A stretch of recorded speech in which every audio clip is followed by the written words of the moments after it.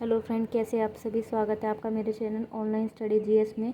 पहले भी मैंने वीडियो डाली है एमजीपी 8 की बहुत सारी, तो आप उनको भी देखिए। और अब ये नेक्स्ट वीडियो में मैं 5 क्वेश्चन समझाऊंगी, शॉर्ट में समझाऊंगी आपको, क्योंकि टाइम कम रह गया आपके एग्जाम्स का, तो इसलिए मैं शॉर्ट में समझाऊंगी। ये इंपॉर्टेंट क्वेश्चन है, तो आप इनको भी करके जाएंगे और पिछले वीडियोज़ करेंगे तो आप आराम से पास हो जाएंगे एग्जाम्स में। तो अभी ये स्टार्ट करते हैं वीडियो को। शांति के राजदूत के रूप में गांधी जी की चर्चा कीजिए। जी, शांति के रूप में गांधी जी की क्या भूमिका है वो बतानी, कि गांधी जी का क्या ऐसा इंपॉर्टेंट रोल है इनमें। तो कह रहे हैं कि गांधी जी ने कहा था कि मनुष्य को समस्त कार्य कल्याण के लिए करने चाहिए और वे प्रेम, शांति और ज्ञान के स्थान पर सभी को एक जैसा देखना चाहते हैं। इसका कारण यह है कि मानव जीवन की सुरक्षा के लिए आवश्यक है कि यही विचार विश्व शांति के लिए भी जरूरी हैं। और गांधी जी ने सत्याग्रह का प्रयोग कर शांति की भावना को स्थापित किया। उनके विचार से शांति के जो 2 रूप होते हैं, नकारात्मक और सकारात्मक रूप होते हैं। तो गांधी जी की शांति का दोहरा सिद्धांत क्या है? दोहरा सिद्धांत है सत्य और अहिंसा। सत्य और अहिंसा के विरोधाभासी वातावरण में स्थायी शांति की जो कामना है गांधी जी करते हैं। राजनीति में अपार शक्ति होती है, गांधी जी कहते हैं, यह हर चीज़ को बदल सकती है। और कहते हैं कि शक्ति की सहायता से हम विश्व में परिवर्तन भी ला सकते हैं और मनुष्य की हर स्थिति में हम शांति, जो है मनुष्य भी चाहता है कि हर स्थिति में उसे शांति मिल जाए। तो ये सभी जब संभव है कि जब राजनीति में भी शक्ति हो, राजनीति में पूरी पावर होती है। तो कह रहे हैं कि और बाकी सत्य, गांधी जी का संपूर्ण जीवन सत्य के प्रति समर्पित रहा। उन्होंने अपनी गलतियों से शिक्षा भी ली और अपने लक्ष्य को प्राप्त भी किया। उनके विचार से जीवन के युद्धों में विजय प्राप्त करने के लिए अपने दबावों, भय, असुरक्षा से मुक्ति पाना अनिवार्य है।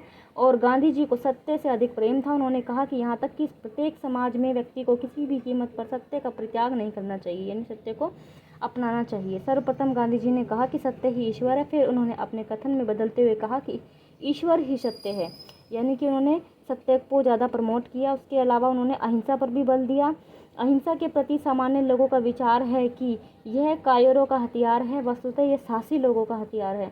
और कुछ महान लोग अपने विशेष कार्य को पूरा करने के लिए इसका प्रयोग करते हैं, जैसे कि गांधी जी। गांधी जी ने अहिंसा के सिद्धांत को अपना परम धर्म मान लिया था और उन्होंने इसी के बल पर ही बुराइयों, क्रोध और घृणा से मुक्ति पाली थी। इसके द्वारा ही प्रेम की शिक्षा का विचार भी प्रसार किया। हिंदू, बौद्ध धर्म, जैन, यहूदी और ईसाइयों से अहिंसा के अप्रतिरोध के संदर्भ में अनेक धार्मिक प्रवृत्तियां और पद्धतियां उन्होंने पैदा करी। गांधी जी ने यह भी कहा था कि सत्य और जो प्रेम है वह हमेशा ही विजय का मार्ग रहता है। और गांधी जी के सिद्धांतों को संयुक्त राष्ट्र की मान्यता भी प्राप्त है, यानी कि संयुक्त राष्ट्र महासभा ने 15 जून 2007 को महात्मा गांधी जी के जन्म दिवस को 2 अक्टूबर को अहिंसा का अंतर्राष्ट्रीय दिवस के रूप में घोषित कर दिया था। और यही है कि जिसके कारण गांधी जी को शांति का दूत माना जाता है। तो यह मैंने पहला क्वेश्चन इसमें बता दिया। अब मैं नेक्स्ट क्वेश्चन कर रही हूँ। हड़ताल से आप क्या समझते हैं? इसके मूल सिद्धांतों की चर्चा कीजिए। आप हड़ताल से क्या समझते हैं? तो जानिए, हड़ताल का मतलब है कि महात्मा गांधी जी की संघर्ष पद्धति सत्य और अहिंसा पर आधारित थी। दक्षिण अफ्रीका में जो नस्लीय भेदभाव के विरुद्ध अपने संघर्ष के दौरान भारत में स्वतंत्रता संग्राम आंदोलन में और गांधी जी ने सत्याग्रह की पद्धति का प्रयोग किया, यानी कि जो स्वतंत्रता संग्राम आंदोलन चल रहा था हमारा वो, और दक्षिण अफ्रीका में जो नस्लीय भेदभाव चल रहा था उसमें भी गांधी जी ने क्या जो है उन्होंने भी इसमें इसी चीज़ का सहारा लिया था। किस चीज़ का? अहिंसा का सहारा लिया था। कह रहे हैं कि हड़ताल, उपवास और असहयोग को सत्याग्रह का ही हिस्सा माना जाता है। सत्याग्रह का क्या मतलब है कि जो हड़ताल और उपवास के जरिए हम अपनी बातों को मनवाते हैं वह सत्याग्रह ही होता है। और इसमें आत्मत्याग और आत्मशुद्धि के कार्य निहित होते हैं। हड़ताल, उपवास और अहिंसा के बल पर ही उत्पीड़न की बात मानी जाती है। इस संबंध में गांधी जी ने अव्यवस्था लक्ष्य समिति के समक्ष में कहा था कि सत्याग्रह एक आंदोलन है। इसका मुख्य उद्देश्य क्या है? हिंसात्मक पद्धतियों को बदलना, कि जो हिंसा लोग कर रहे हैं उसकी पद्धतियों को बदल देना। यह सत्य पर आधारित आंदोलन है। सत्य से संबंधित विचार को स्पष्ट करते हुए गांधी जी ने यह भी कहा है कि सत्याग्रह राजनीतिक क्षेत्र में घरेलू कानूनों का भी विस्तार है। और उन्हें आशा थी कि देश के चारों ओर फैली हुई संभावित समस्याओं का निवारण भी इसी से ही संभव हो सकता है। और हड़ताल और सत्याग्रह के बीच में विद्यमान अंतर को स्पष्ट करते हुए गांधी जी ने कहा कि हड़ताल कभी भी अहिंसात्मक हो सकती है तो कभी नहीं भी हो सकती। उन्होंने यह भी स्पष्ट किया कि सविनय अवज्ञा आंदोलन हड़ताल से भिन्न था।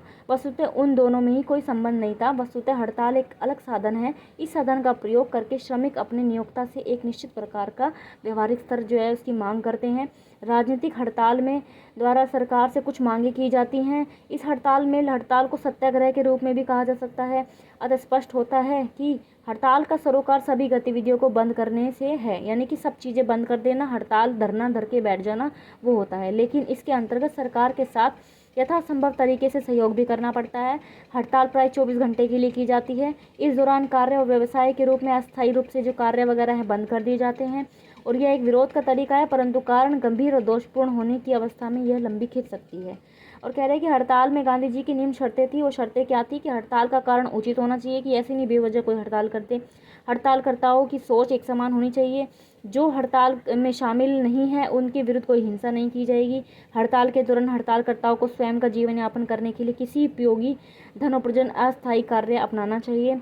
हड़ताल में शामिल कर्मचारी कमजोर नहीं होने चाहिए, अपराध की भावना से परे होने चाहिए। अगला क्वेश्चन है, समाज में शांति लाने हेतु शिक्षा की क्या भूमिका है, कि समाज में शांति लाने के लिए शिक्षा की क्या भूमिका है।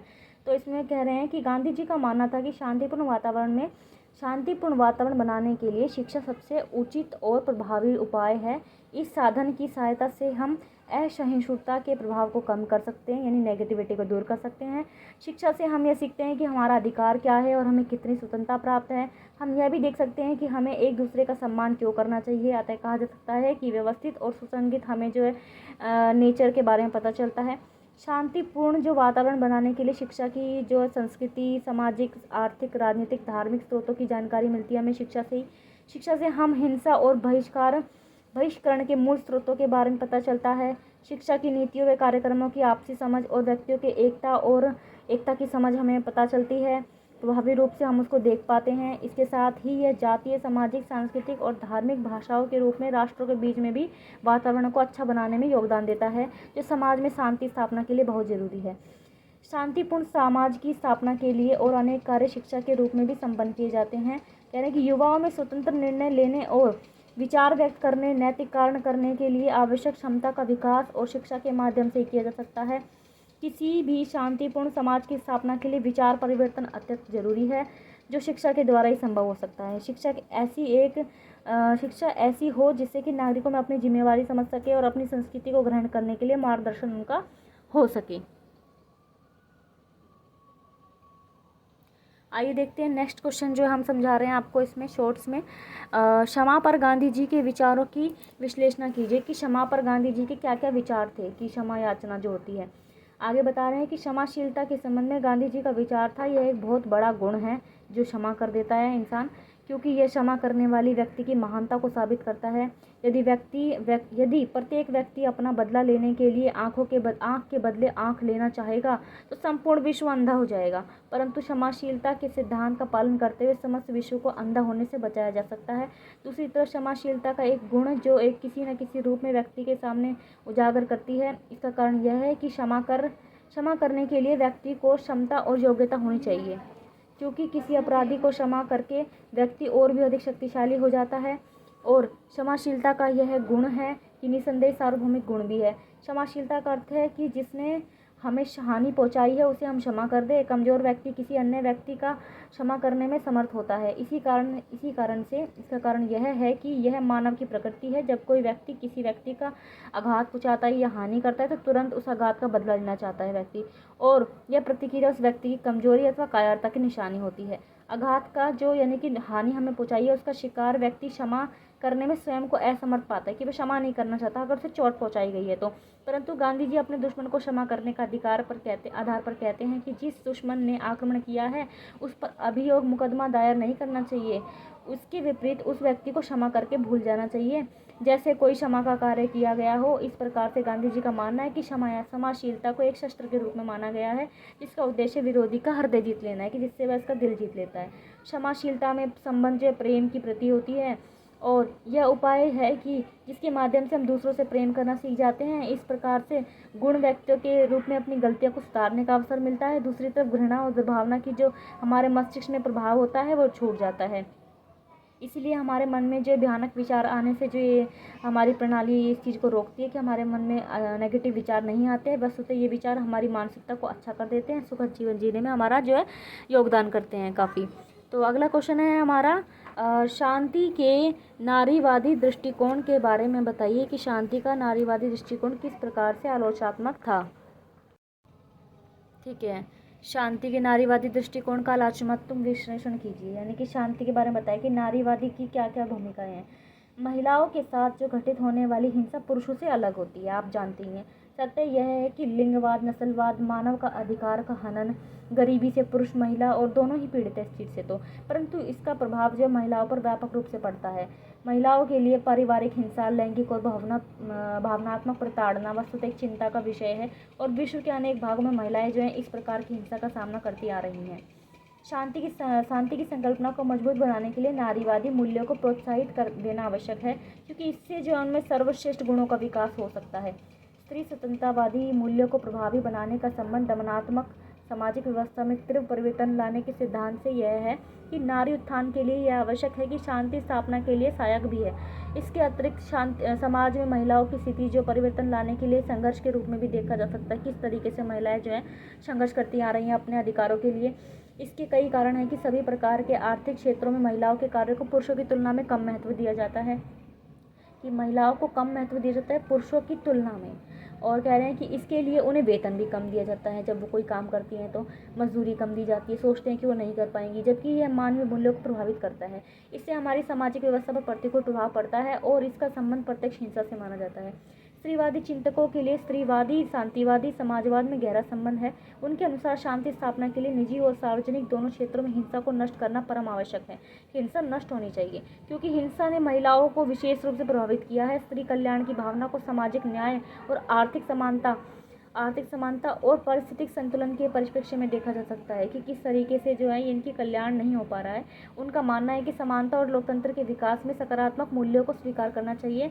महिलाओं को पुरुषों से अच्छे संबंध कायम करने के लिए उद्देश्य के साथ साथ नस्लवाद को भी समाप्त कर देना चाहिए, और इसके अतिरिक्त सभी प्रकार की सामाजिक विकास को संबंधित कार्य जो है महिलाओं के योगदान को स्वीकार करना चाहिए। इसके लिए देश के शासक वर्ग भी प्रोत्साहन की आवश्यकता है कि नारी की भावना को विश्व के समस्त राष्ट्रों के साथ जोड़ा जाए। नारी को भी वो अधिकार दिए जाए जिस तरीके से वह समाज में अपनी एक अहम भूमिका बना सके, और उनको जो है जिस तरीके से आरक्षित सीटों का भी उन्हें जो योगदान देना चाहिए कि जिस तरीके से वो भी उसमें भागीदारी कर सके। तो थैंक यू सो मच दोस्तों, ये 5 क्वेश्चन मैंने इंपॉर्टेंट सो आपको शॉर्ट में करा दिए हैं। आप इनको अच्छे से रिपीट करके देख लीजिए और पिछले वीडियोस भी देखिए, आप अच्छे से एग्जाम को दे पाएंगे। ये इंपॉर्टेंट क्वेश्चन है, क्वेश्चन इन्हीं में से आने वाले हैं, बस घुमा फिरा के क्वेश्चन दे देंगे बट लेकिन इन्हीं में से आने वाले क्वेश्चन, कुछ अलग से नहीं आएगा। बुक्स का निचोड़ जो है पूरा मैंने आपको इसमें समझा दिया है। 5 क्वेश्चन ये हैं, पहले भी मैंने 4 क्वेश्चन पोस्ट किए हैं, खुद भी देखिए, अपने दोस्तों को भी शेयर कीजिए ताकि वो भी अच्छे नंबर ला सके। थैंक यू सो मच, मिलते हैं नेक्स्ट वीडियो में।